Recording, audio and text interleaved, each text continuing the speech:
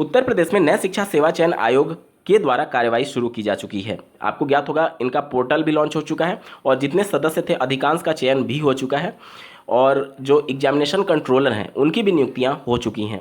इन सब के बाद से आयोग ने सभी विभागों को जो कि इस आयोग के अंतर्गत रिक्रूटमेंट होंगे शिक्षा विभाग में, जैसे प्राथमिक, उच्च प्राथमिक, माध्यमिक और उच्च शिक्षा, इसके अलावा प्राविधिक शिक्षा, इसके अलावा जो मेडिकल में शिक्षकों की भर्ती होगी, वो सारे के संदर्भ में सभी विभागों को पत्र लिख करके अधियाचन मांगे गए हैं। ये खबर इस न्यूज आर्टिकल में प्रकाशित की गई है आज के न्यूज़पेपर में। और वहीं पर उत्तर प्रदेश में भी जो डीएलएड और संबंधित अभ्यर्थी हैं उनका दावा है कि तकरीबन 78,000 पद यहाँ पर रिक्त है और इसी के क्रम में यहाँ पर सभी विभागों से अधियाचन मांगे गए हैं। तो नई प्राथमिक स्तर की शिक्षक भर्ती को लेकर के क्या कुछ चीज़ें चल रही हैं उत्तर प्रदेश में, इसके बारे में इस वीडियो में डिटेल में बात करेंगे, क्योंकि अभ्यर्थी जमीनी स्तर पर भी लगातार संघर्ष कर रहे हैं और बेसिक शिक्षा मंत्री से मिलने का प्रयास कर रहे हैं और शिक्षा विभाग के विभिन्न अधिकारियों से मिल रहे हैं नई शिक्षक भर्ती को लेकर के क्या कुछ शिक्षा विभाग में चल रहा है, और इस खबर के आर्टिकल के बारे में भी डिटेल में बात करेंगे। साथ ही साथ जो कार्यवाही उत्तर प्रदेश समेत पूरे देश भर में की जा रही है, ऐसे विद्यालयों को चिन्हित करना जहाँ पर 50 से कम रजिस्ट्रेशन है, तो कितने विद्यालयों को पूरे उत्तर प्रदेश में चिन्हित किया गया, इसके बारे में भी डिटेल में बात करेंगे। और साथ ही साथ ऐसे भर्तियां जो कि इस आयोग से जुड़ी हुई नहीं है, बावजूद इनके वो भर्तियां क्यों रुकी हुई हैं, उस पर भी डिटेल में चर्चा होगी, जो कि बीएड से जुड़ी हुई हैं। नमस्कार दोस्तों, मेरा नाम है नीरज, आप देख रहे हैं कैरियर बिट यूट्यूब चैनल। अगर आप इस चैनल पर पहली बार विजिट कर रहे हैं तो इसको सब्सक्राइब करते हुए बेल आइकन को प्रेस करना ना भूलें। सबसे पहले बात कर लेते हैं ऐसे अभ्यर्थियों के बारे में जो जमीनी स्तर पर लगातार संघर्ष कर रहे हैं, चाहे ट्विटर कैंपेन करने की बात हो या फिर धरना प्रदर्शन करने की बात हो या फिर बेसिक शिक्षा मंत्री और शिक्षा विभाग के विभिन्न अधिकारियों से मिलने की बात हो। देखिए, अधिकारी का जहाँ तक सवाल है तो उनके हाथ में कुछ भी नहीं है जब तक कि ऊपर से आदेश नहीं होगा।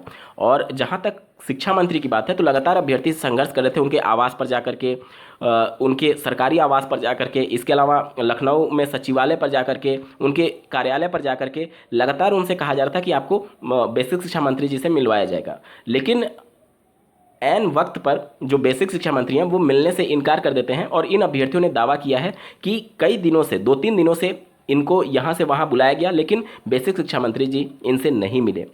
उनका ये कहना था, जो अभ्यर्थियों ने दावा किया है, कि नई शिक्षक भर्ती के मुद्दे पर वो किसी से नहीं मिलना चाहते हैं।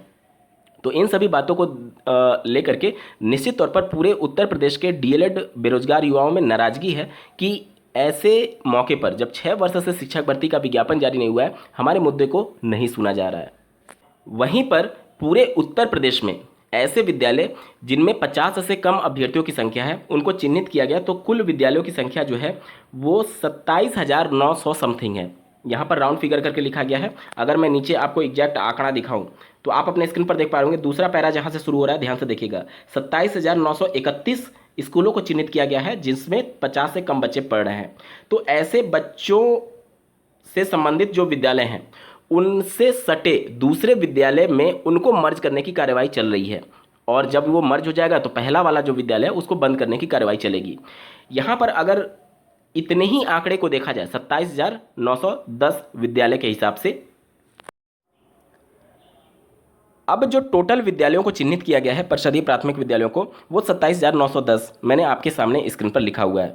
अब मान लीजिए कि ये ऐसे विद्यालय हैं जहां पर बच्चों की संख्या 50 से कम है। अगर किसी विद्यालय में 49 भी बच्चे होंगे तो भी वो इस लिस्ट में शामिल होगा, और किसी विद्यालय में 10 बच्चे भी होंगे तो भी वो इस लिस्ट में शामिल होगा। यानी कि बच्चों की संख्या 1 से लेकर के और 49 के बीच में कुछ भी हो सकती है इन 27,910 विद्यालयों में। ठीक है, एक मोटा मोटी हम लोग एवरेज मान लेते हैं कि ऐसे विद्यालयों में एवरेज जो बच्चों की संख्या होगी वो 30 होगी। मैं एवरेज 30 मान करके चल रहा हूँ, ठीक है, इससे ज़्यादा भी हो सकता है, मैंने एवरेज 30 मान लिया। 30 के हिसाब से जो टोटल बच्चों की संख्या आती है वो आती है 8,37,300। ये ऐसे बच्चे होंगे जो कि दूसरे विद्यालय में जाएंगे। आसपास के 1 किलोमीटर, 2 किलोमीटर, 3 किलोमीटर जितने भी दूर में अगला प्राथमिक विद्यालय होगा वो उस विद्यालय में जाएंगे। ठीक है, 8,37,300 बच्चे। ठीक है, अब इन 8,37,300 बच्चों में मान लीजिए कि कुछ बच्चे चले गए जहाँ पर विद्यालय नज़दीक था और कुछ बच्चे मान लीजिए नहीं गए, मान लीजिए कुछ बच्चे नहीं गए। यहाँ से मैं ये मान ले रहा हूँ कि इसमें से 4 लाख बच्चे चले गए दूसरे विद्यालय में और 4 लाख नहीं जा पाए, क्योंकि सरकारी विद्यालय अगर किसी गांव में है तो उस गांव के ही बच्चे आने में इंटरेस्ट नहीं दिखाते हैं। अब मान लीजिए ये बंद होकर के अगले 2 किलोमीटर में किसी विद्यालय में मर्ज हुआ तो कहाँ से वो बच्चा जाएगा, नहीं जा पाएगा। तो अगर मैं ये मानता हूँ कि 4 लाख बच्चे ऐसे हुए जो कि दूसरे विद्यालय में नहीं गए, ठीक है, मैं 4 लाख का ही आंकड़ा लेकर के चलता हूँ, ठीक है, 4 लाख का आंकड़ा लेकर के चलता हूँ जो कि दूसरे विद्यालय में नहीं गए, तो उस कंडीशन में कितने टीचर सरप्लस में और हो जाएंगे सिस्टम में, इसको मैं कैलकुलेट करना चाहता हूं।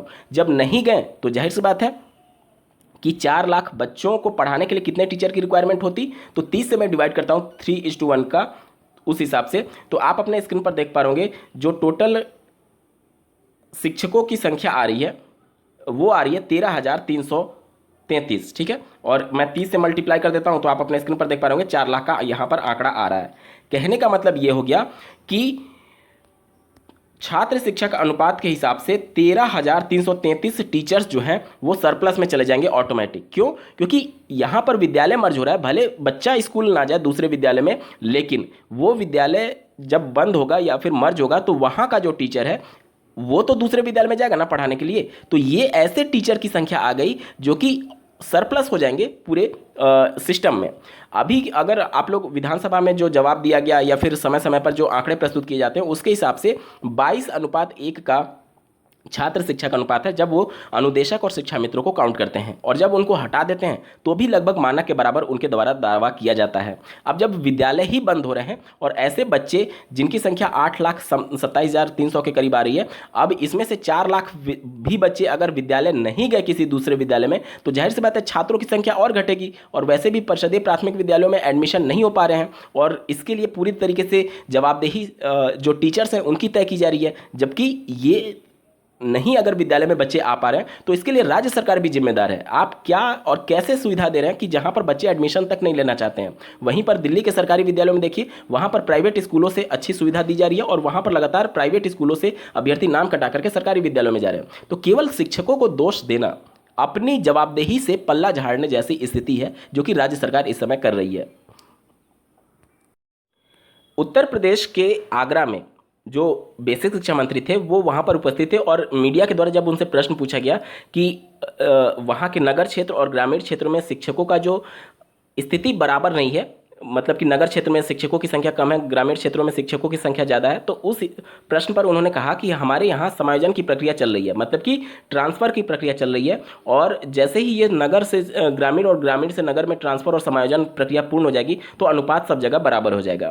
कहने का मतलब कि अभी समायोजन की प्रक्रिया जब तक चलेगी तब तक एक्चुअल छात्र शिक्षक अनुपात नहीं निकाला जा सकता, ये उनके शब्द थे, और शिक्षा विभाग के भी यही शब्द हैं।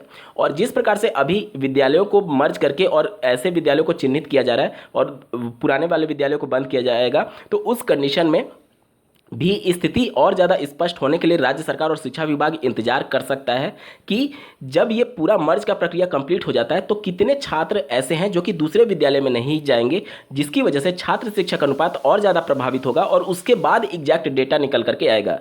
तो शिक्षा विभाग और जो राज्य सरकार है, हो सकता है कि इन सभी मुद्दों को ध्यान में रखते हुए और लंबा इंतजार ले शिक्षक भर्ती को लेकर के, ताकि एग्जैक्ट आंकड़ा उनके पास आए, क्योंकि अधियाचन जब भी भेजा जाएगा तो उसमें छात्र शिक्षक अनुपात के हिसाब से ही रिक्त पदों का आंकड़ा के हिसाब से भेजा जाएगा। अब जब रिक्त पद के बारे में अभी कुछ भी स्पष्टीकरण नहीं है, क्योंकि समायोजन की प्रक्रिया के संदर्भ में बेसिक शिक्षा मंत्री जी ने कहा है, और साथ ही साथ जो ये प्रक्रिया चल रही है 50 से कम विद्यालय, और ये छोटा मोटा आंकड़ा नहीं है, उत्तर प्रदेश में 27,910 विद्यालय ऐसे चिन्हित किए गए हैं जहां पर रजिस्ट्रेशन 50 से कम है। तो ये बहुत बड़ा आंकड़ा है, और इसी वजह से शिक्षा विभाग और जो राज्य सरकार है वो थोड़ा सा होल्ड करके चल रही है ताकि एग्जैक्ट आंकड़ा उनके पास आ जाए।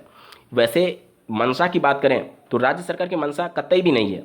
उनके विधानसभा में दिए गए उत्तर से अगर आप देखें या फिर अन्य समय समय पर जो उत्तर दिया जाता है वो आप देखें, तो उनके द्वारा एक ही राग अल्पाया जाता है कि हमारे पास शिक्षक सरप्लस में है। तो मंशा तो वैसे भी नहीं दिख रही है, और अब अगर ये सभी चीज़ें मर्ज वाली प्रक्रिया और ये सारी चीज़ें हो जाएंगी तो और ज़्यादा छात्रों की संख्या कम हो जाएगी, उसके हिसाब से शिक्षक और ज़्यादा सरप्लस सिस्टम में दिखाए जाएंगे। तो ये सारी चीज़ें चल रही हैं। मेरा कहने का मतलब ये है कि सिर्फ न्यूज़पेपर में आर्टिकल देख करके हम बिल्कुल एक तरीके से आशावादी ना होकर के एक लॉजिकल तरीके से हमें सोचना चाहिए कि क्या चीज़ें चल रही हैं और इसका क्या इम्पैक्ट हो सकता है। देखिए, दो तरीके के लोग होते हैं, एक आशावादी के नाम पर सिर्फ अपने आप को धोखा देते हैं। जैसे उत्तर प्रदेश में अगर आप देखेंगे तो पिछले 6 सालों से शिक्षक भर्ती का विज्ञापन जारी नहीं हुआ है। वो बीएड डीएलएड हो सकते हैं, हो सकता है वो लगातार तैयारी भी कर रहे हो। तो क्या ऐसे केवल तैयारी करते रहने का कोई भविष्य है? मान लीजिए कि आने वाले 2 साल 3 साल तक भी भर्ती नहीं आई, तो क्या हम बेरोजगार बैठ करके ऐसे करते रहेंगे? आप उसके अलावा आप अपनी क्षमता, अपनी योग्यता का इस्तेमाल दूसरे जगह तैयारी करने में कर सकते हैं या फिर उन सभी चीज़ों में लगा सकते हैं, क्योंकि आप केवल एक भर्ती के भरोसे अपनी पूरी जिंदगी के वो बहुमूल्य समय जो कि आपके जवानी के हैं वो नहीं खपा सकते। क्योंकि जिस तरीके से स्थितियां बन रही हैं उत्तर प्रदेश में, जो स्थितियां परिस्थितियां, उसके हिसाब से शिक्षक भर्ती को लेकर के निश्चित तौर पर डिले करने जैसी स्थिति हैं और शिक्षा विभाग और राज्य सरकार भी नहीं चाहती है कि शिक्षक भर्ती हो। तो केवल आशावादी होना सही नहीं है। आपके आपके आंखों के सामने सारे पहलू आने चाहिए, और अगर ये चीज़ नहीं हो पाया तो आपके पास दूसरा प्लान है रोजगार को लेकर के। ये आप खुद से प्रश्न पूछिए, तब आपको समझ में आएगा कि क्या एक्चुअली में न्यूज़पेपर के भरोसे हम बैठ सकते हैं या नहीं। चलिए बात करते हैं बीएड के संदर्भ में। जैसा कि आपको ज्ञात होगा, यूपीपीएससी के माध्यम से उत्तर प्रदेश में बीईओ यानी ब्लॉक एजुकेशन ऑफिसर, जिसे आप हिंदी में खंड शिक्षा अधिकारी बोलते हैं, इसके अलावा एलटी ग्रेड की भर्ती, जीआईसी की भर्तियां होती हैं।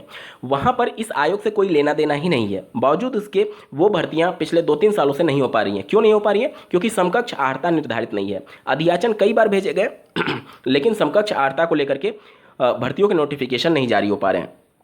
तो क्या आपको अब महसूस नहीं हो रहा है कि जानबूझ करके इन भर्तियों को होल्ड किया जा रहा है या फिर लटकाया जा रहा है? ऐसी कौन सी अर्हता है जिसका विवाद थमने का नाम ही नहीं ले रहा है? अगर ढंग से अधिकारी एक दिन में मीटिंग में बैठ जाए और वो तय कर लें कि मुझे समकक्ष अर्हता तय ही करना है, तो वो एक दिन में 1 घंटे के मीटिंग में सब कुछ तय हो सकता है।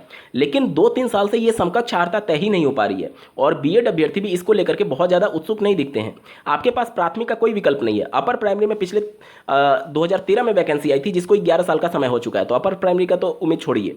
इसके बाद से अगर आप, क्योंकि अपर प्राइमरी का उम्मीद मैं इसलिए कह रहा हूँ छोड़िए, क्योंकि प्राथमिक और उच्च प्राथमिक के जहां पर विद्यालय हैं वो आपस में मर्ज हो रहे हैं। तो प्राइमरी का जो प्रिंसिपल का पोस्ट होता है और अपर प्राइमरी का जो असिस्टेंट टीचर का पोस्ट होता है, ध्यान से सुनिएगा, वो सेम रैंक का होता है। तो जब विद्यालय मर्ज होंगे तो विद्यालय मर्ज होने से 2 प्रिंसिपल तो होंगे नहीं, एक ही प्रिंसिपल होगा। तो अपर प्राइमरी का जो प्रिंसिपल होगा वही प्राइमरी के भी प्रिंसिपल का काम देखेगा, और प्राइमरी का जो प्रिंसिपल होगा वो अपर प्राइमरी के असिस्टेंट टीचर का पोस्ट संभाल लेगा। तो इस वजह से भर्तियां जो है वो खत्म होती जा रही हैं धीरे धीरे। और वैसे भी जो परिषदीय प्राथमिक और उच्च प्राथमिक विद्यालय जिसमें रजिस्ट्रेशन की संख्या 50 से कम है, जब वो बंद हो रहे हैं तो उसके पास वाले विद्यालय में जाएंगे, तो वैसे ही वो सारी जो टीचर्स सरप्लस में होंगे वो सारा सिस्टम ही सरप्लस में कर देगा और एक तरीके से सारी चीज़ों को एडजस्ट कर देगा। तो इन सभी चीज़ों को ध्यान में रखते हुए बीएड वाले अभ्यर्थियों के लिए बीईओ एलटी ग्रेड में पद रिक्त हैं और उसके लिए अधियाचन भी मिल चुके हैं। आज से 1-2 साल पहले ही ये सारी प्रक्रिया हो चुकी है, लेकिन सिर्फ समकक्ष अर्हता के लिए पूरा विवाद रुका हुआ है, पूरा विवाद मचा हुआ है और भर्तियां रुकी हुई हैं। तो आप इन सभी चीज़ों को लेकर के संघर्ष कर सकते हैं। वहीं पर टीजीटी पीजीटी की जब बात की जाती है तो वो इसी आयोग पर डिपेंडेंट है। हालांकि 2022 वाली भर्ती के लिए आयोग प्रतिबद्ध है कि हम इसकी परीक्षा जल्द कराने वाले हैं। उम्मीद की जा रही है कि जनवरी में, नहीं तो फिर अगर बोर्ड परीक्षा के संदर्भ में अगर एग्जामिनेशन सेंटर्स नहीं मिल पाते हैं तो बोर्ड परीक्षा के बाद इनकी परीक्षा तुरंत होना प्रस्तावित है, और वो होगा भी, क्योंकि आयोग के पास सबसे महत्वपूर्ण जिम्मेदारियों में से वो है यूपी टेट कराना है और असिस्टेंट प्रोफेसर वाली भर्ती को कंप्लीट कराना है। तो इन सभी चीज़ों पर आयोग का फोकस है। लेकिन नई प्राथमिक स्तर की शिक्षक भर्ती की अगर हम लोग बात करें तो वहाँ पर अभी सारी चीज़ें संशय में हैं, क्योंकि एग्जैक्ट आंकड़ा नहीं है सरकार के पास कि कितने छात्र होंगे। जब ये सारी समायोजन की प्रक्रिया और ये विद्यालय मर्ज करने वाली प्रक्रिया समाप्त होगी, उसके बाद ही राज्य सरकार और शिक्षा विभाग इन सभी चीज़ों को लेकर के गंभीर हो सकता है। दोस्तों, आपका क्या कुछ कहना है कमेंट के माध्यम से जरूर बताइएगा, और ऐसे ही महत्वपूर्ण अपडेट के लिए इस चैनल को सब्सक्राइब करना ना भूलें। इस वीडियो को देखने के लिए आपका बहुत बहुत धन्यवाद। भगवान करे आपका दिन शुभ हो।